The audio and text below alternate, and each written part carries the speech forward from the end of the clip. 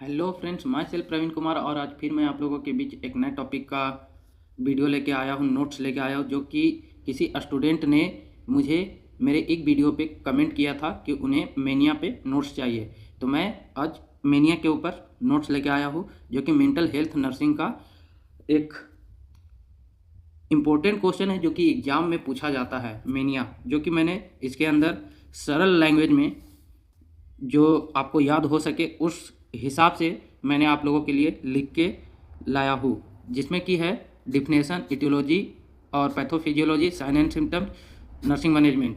तो आप लोग अगर चैनल पे नए हैं तो चैनल को सब्सक्राइब करें और अपने जूनियर सीनियर्स क्लासमेट में ज़रूर शेयर करें और उन्हें बताएं कि इस चैनल के बारे में, और आप लोगों को किस टॉपिक पे नोट्स चाहिए वो भी मुझे ज़रूर बताएं। कमेंट करें और लाइक करें। तो आज का हमारा टॉपिक शुरू होता है कि मैनिया, इसके ऊपर नोट्स मैं दे रहा हूँ, जिसमें कि मैंने सबसे पहले बोला डिफिनेशन। तो डिफिनेशन क्या है? Mania is a type of mood affective disorder characterised by heightened mood, flight of ideas, increase energy and hyperactivity. कहने का मतलब है ये एक टाइप है जो कि बाइपोलर डिसऑर्डर जो है उसका टाइप है मैनिया।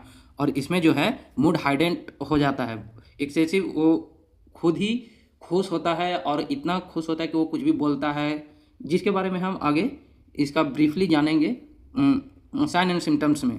फ्लाइट ऑफ आइडिया, उसका जो सोचने का तरीका है वो स्थिर नहीं रहता है, कभी अभी एप्पल सोच रहा है तो कभी मैंगो सोच रहा है, इस टाइप से मूड उसका बदलते रहता है। इंक्रीज एनर्जी, इसमें जो पर्सन होता है, जो पेशेंट होता है, वो पावरफुल एनर्जेटिक महसूस करता है कम सोने के बाद भी। हाइपर एक्टिविटी, कम सोने के बाद भी एनर्जेटिक महसूस करता है, हाइपर एक्टिविटी।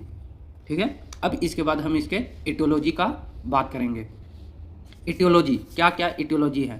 ठीक है, mania is a complex neuro physiological phenomena, जिसके अंदर मैंने मेनिया का काउज यानी कि इटियोलॉजी जो लिखा है वो है neuro transmitter, genetic, endocrine causes और drug, psycho social.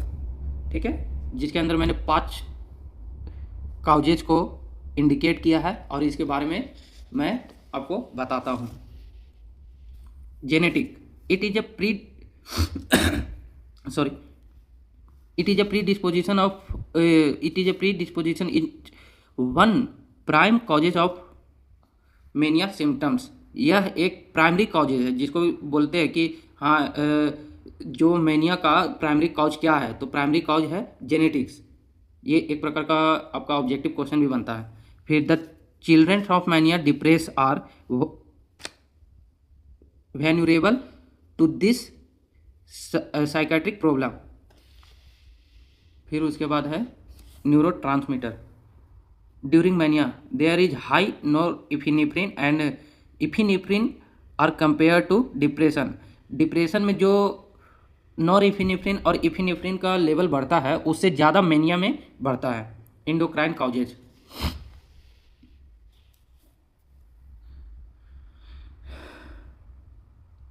Endocrine causes में जैसे है कि adrenal gland, Cushing syndrome, adhesion disease में काउज मूड डिस्टर्बेंस।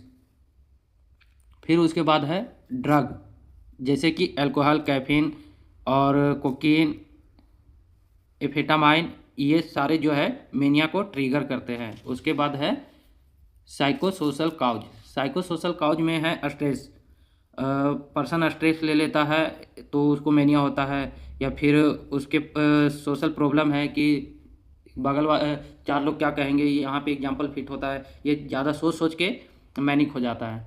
इसके बाद next page,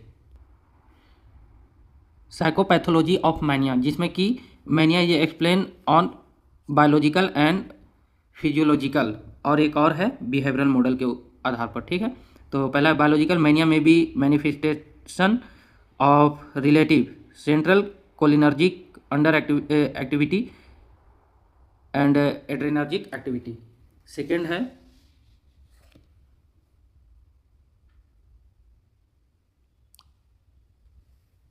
psychological, grandiose feelings of mania episode indicate feeling of self assurance, confidence, preyed.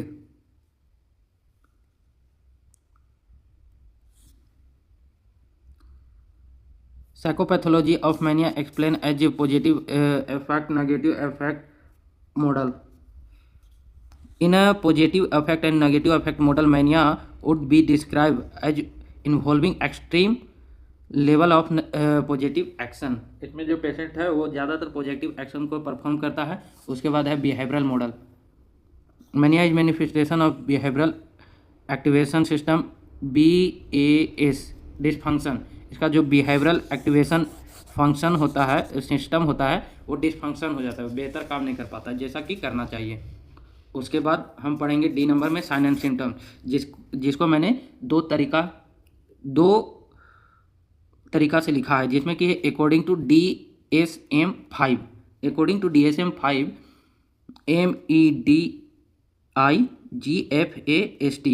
Mnemonics है, ठीक है। इसमें M फॉर होता है मूड एलिवेटेड, आदमी का मूड, पर्सन का मूड चेंज होते रहता है। फिर energy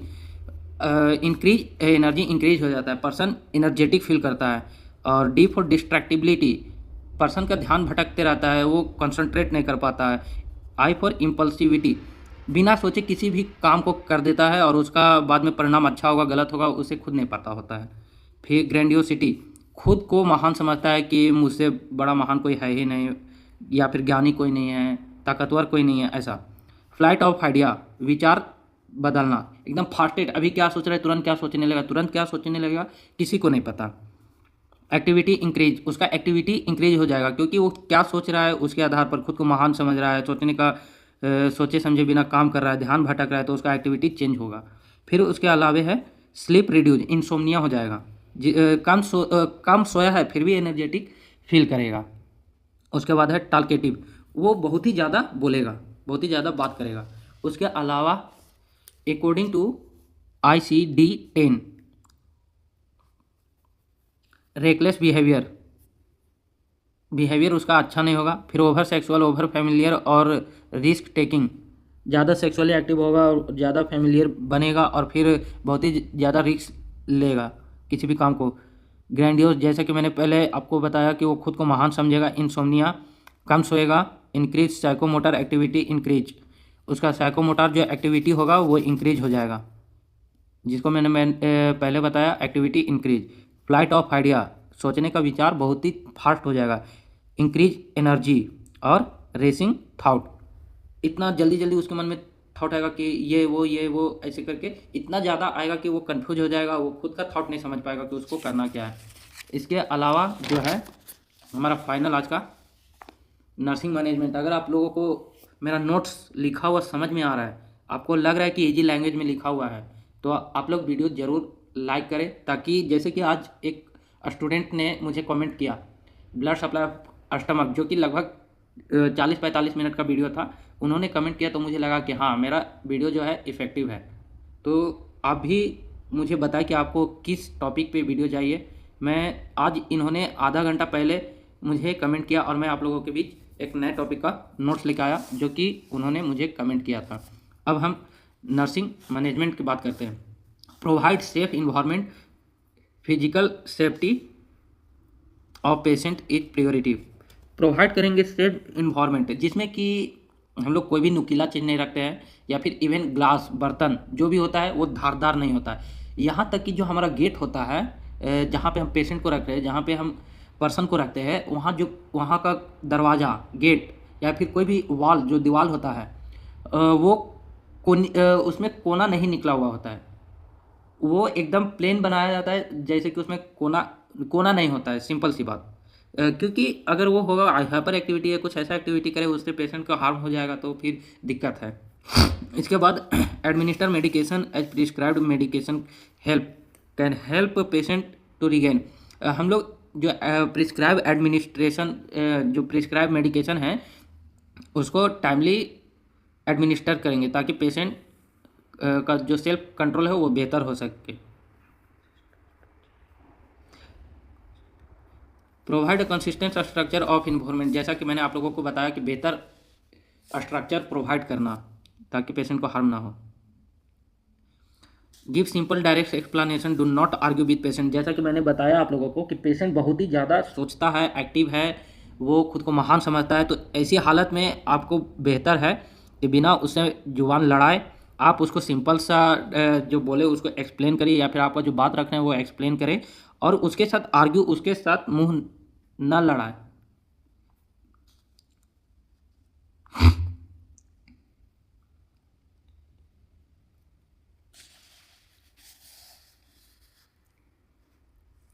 encourage supervise physical activity, it diminish hyper activity in healthy manner. फिर उसके बाद है provide positive reinforcement to acceptable behaviour, provide food highly nutritious that patient can carry with him, provide time for rest between activity, provide time for rest between activity, decrease stimuli before bedtime, assist patient with personal hygiene, encourage the patient to follow a routine of sleeping,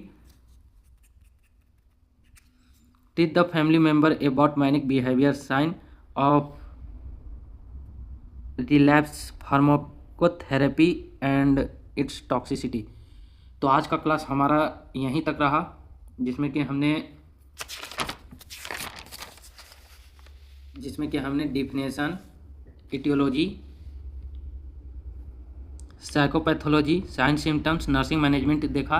तो अगर आप लोगों को easy language में लगा हो कि मैंने नोट्स बनाया तो वीडियो को लाइक करें और कमेंट करें। लाइक आपका मुझे यह बताता है कि हाँ मेरा वीडियो इतना इफेक्टिव रहा, और कमेंट करते तो मुझे लगता है कि हाँ क्या आप लोगों को समझ में आया, आप लोगों को नेक्स्ट टॉपिक पे चाहिए, जैसा कि आज एक स्टूडेंट ने किया कमेंट, मुझे बहुत ही खुशी हुआ ये वीडियो बनाते हुए।